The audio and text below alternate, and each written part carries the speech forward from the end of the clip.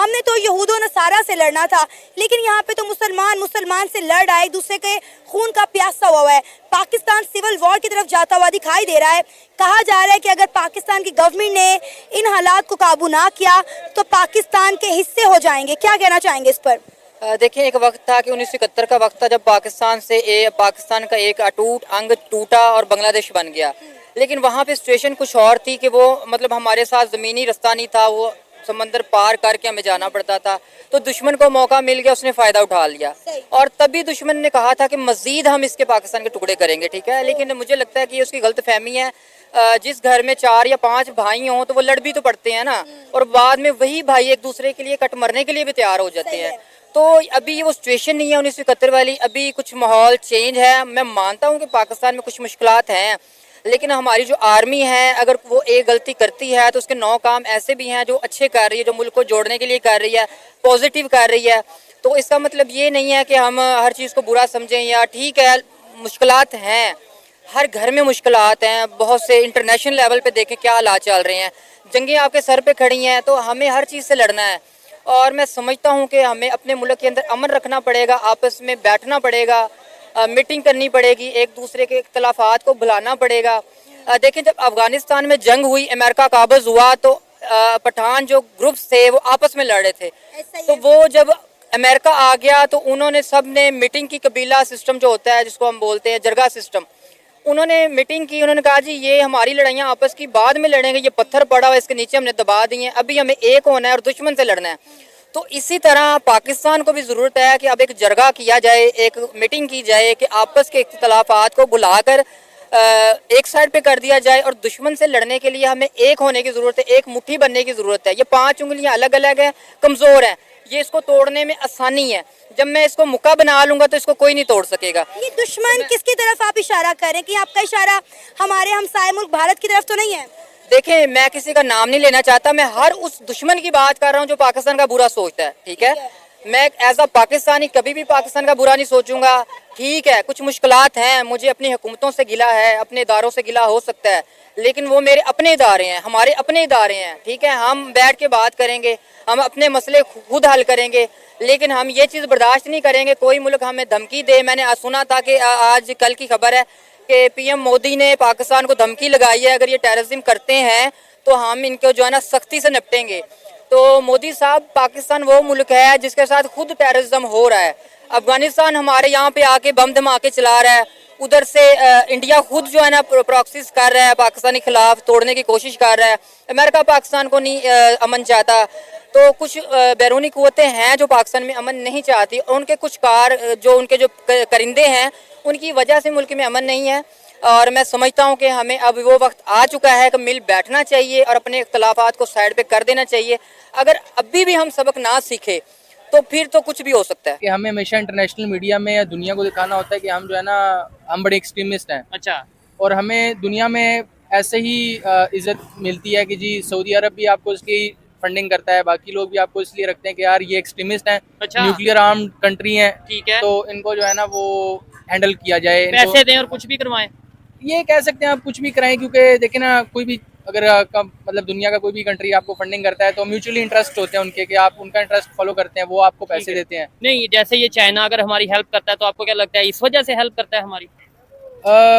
Obviously हाँ, China भी हमें, देखे ना, चाइना अफ्रीका में भी आपको पता है रोड एंड बेल्ट इनिशिएटिव बना रहा है, दुनिया जहान में बना रहा है। तो पाकिस्तान में उनका इंटरेस्ट एक तो गवादर है, जो कि मेन इंटरेस्ट है, जो कि चाइना भी मानता है। ठीक है, बिल्कुल ऐसे ही है, वो तो दुनिया को नजर आता है। उसके अलावा देखें ना, अपने अफगानिस्तान भी है, साथ हमारे ईरान भी लगता है। ठीक है, इंडिया भी है। इंडिया भी है। इंडिया को भी हमें, आपको एक और बात बता देता हूँ, हमें भी फाइटर जेट्स मिलने वाले हैं नए, 4th या 5th जनरेशन चाइना से। एक तो J-10C मिल चुके हैं ना। ठीक है, अभी J-31 की बात हो रही है बात, अभी मिल रहे हैं यानी वो नहीं पता, इतनी आसानी से तो नहीं मिलने, लेकिन वो मिल सकते हैं। ठीक है। तो देखिए ना, हर चीज में इंटरेस्ट है आपका। पाकिस्तान का अपना कोई इंटरेस्ट नहीं है ना जी, जो पाकिस्तान के अपने इंटरेस्ट। अच्छा, ये बढ़िया आपने समझ लिया, एक लतीफा ही है कि हमारा अपना कोई इंटरेस्ट नहीं है, लेकिन पूरी दुनिया का हमारे में इंटरेस्ट है।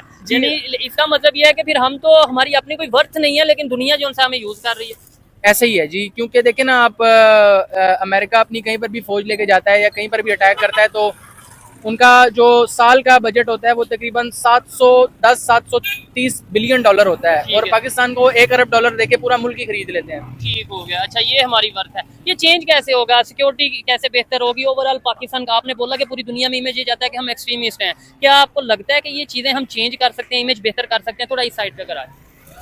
मेरा ख्याल है कि क्योंकि जब से मतलब ये बड़ी लंबी हिस्ट्री हो जाएगी, बट ये सीन है कि मेरा ख्याल है कि पाकिस्तान को इस्लामिक रिपब्लिक ऑफ पाकिस्तान से निकल के एक सेकुलर स्टेट जब तक नहीं बनेगा तब तक हमारा जो एक्सट्रीमिस्ट का या जो दुनिया में ये है कि एक भाई हम image है। इमेज है कि जी इस्लामी जिहादी मौलवी ठीक है। हर दफ़ा निकल आते हैं। अब देखें जी इसराइल पे आपको फलस्तीन पता है और जी। मसला चल रहा है, लेकिन यहाँ पे मौलवी क्या है जी, वेले मौलवी बैठे हैं, निकलते हैं जाके कहीं पर भी दिल करता है जी धरना देना स्टार्ट कर देते हैं। भाई आप कॉज को फॉलो करो, आप कुछ करो उसके लिए, टेक्नोलॉजी में कोई बढ़तरी हासिल करो।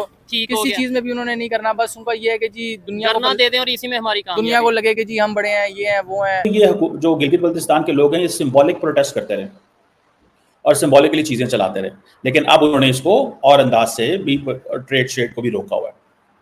अब जो हमारा जो इस्लामाबाद में के अंदर एक फेडरल बोर्ड ऑफ रेवेन्यू है, उसने भी अपने वकीलों की मीटिंग कॉल की है और जीबी का जो गिलगित बल्तिस्तान की जो कोर्ट का डिसीजन है उसको इस्लामाबाद हाई कोर्ट में चैलेंज करेंगे ताकि इसको, लेकिन क्या ये हुकूमत को पहले नहीं पता था इसको चैलेंज करना है?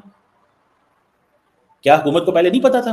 पता था तो क्यों इतने दिन इसका इंतजार किया? क्यों मीडिया की जीनत बनने दी? क्यों इसको इस मुकाम पे ले आए कि कारोबार बंद हो गया, चीनी सामान लेके तो सुस्त बॉर्डर के उस तरफ खड़े हुए हैं और पाकिस्तान इस तरफ खड़े हुए हैं, कारोबार हो नहीं सकता। उधर अफगानिस्तान के बॉर्डर पे जाएं तो वहां पे भी यही मसला है कि वहां पे भी सामान उधर खड़ा रहता है, आधा उधर खड़ा रहता है, आधा इधर खड़ा रहता है, ना वहां जा सकता है ना यहाँ आ सकता है। अब जितनी भी पाकिस्तान में इलेक्ट्रॉनिक आइटम्स आती हैं, जूते, गारमेंट्स, स्पेयर पार्ट्स, जो कि पूरे पाकिस्तान में जाते हैं, सुनने में तो आता है ड्राई फ्रूट्स भी आते हैं, मेडिसिन की हर्ब्स भी आती हैं, कपड़ा भी आता है, हर चीज़ ही आती है, बंदे भी आते हैं, इंसान भी आते हैं, मर्द भी आते हैं, खवातीन भी, हर चीज़ ही चाइना से आती है पाकिस्तान के अंदर। तो सीधी सी बात, गाड़ियाँ भी आती हैं, उनके टायर भी आते हैं, उनके पंक्चर लगाने वाले भी आते हैं। पाकिस्तान में तो कुछ बनता नहीं उस अंदाज से जिस अंदाज से बनना चाहिए। तो पाकिस्तान की हुकूमत को, जो हमारी फेडरल बोर्ड ऑफ रेवेन्यू है, क्या उनको इन चीज़ों का पहले पता नहीं था कि ये चीज़ है? एंड देन आपको पता नहीं बलूचिस्तान के अंदर ऑलरेडी प्रोटेस्ट हो रहे हैं, बलूचिस्तान के अंदर ऑलरेडी प्रोटेस्ट हो रहे हैं। बलूचिस्तान को इस चीज़ का बड़े अच्छे से अंदाज़ा है कि बलूचिस्तान जो है उसकी क्या पोजीशन है इस वक्त दुनिया के अंदर, कि एक इम्पॉर्टेंट एरिया है, एक इम्पॉर्टेंट एरिया है बलूचिस्तान, लेकिन वहां पे आप देख लें क्या है। सो चाइनीज अंडर प्रेशर है, चाइनीज अंडर प्रेशर हैं। चाइनीज ये समझते हैं कि हमारे लिए मामलात जो हैं वो थोड़े से खराब किए जा रहे हैं, ये चाइनीज समझते हैं। और उनकी ये अंडरस्टैंडिंग है कि हमें मुख्तलिफ अंदाज से, जैसे आप कह लें कि आप ये कह लें कि घेरा जा रहा है पाकिस्तान के अंदर। उनको ये समझ आ रही है कि एक तरफ पाकिस्तान जो है उसकी हुकूमत इकोनॉमिकली वीक है, दूसरी तरफ लॉ एंड ऑर्डर के मामलात में वो हमें इंगेज नहीं कर सके, हमारे लोग वहाँ पे मारे जा रहे हैं। हमारे साथ जो CPEC-1 अगर जिसे कहें, उसमें जो इन्वेस्टमेंट्स थी या जो डिस्कशंस या डायलॉग थे, वो सारा कुछ जो हो रहा था वो वैसे का वैसे ही रुका पड़ा हुआ है। चाइनीज़ को हमने पैसे वापस करने हैं, वो कहते हैं पैसे दो। बलूचिस्तान में हम देखते हैं कि अभी भी वो जो मूवमेंट है वो चल रही है।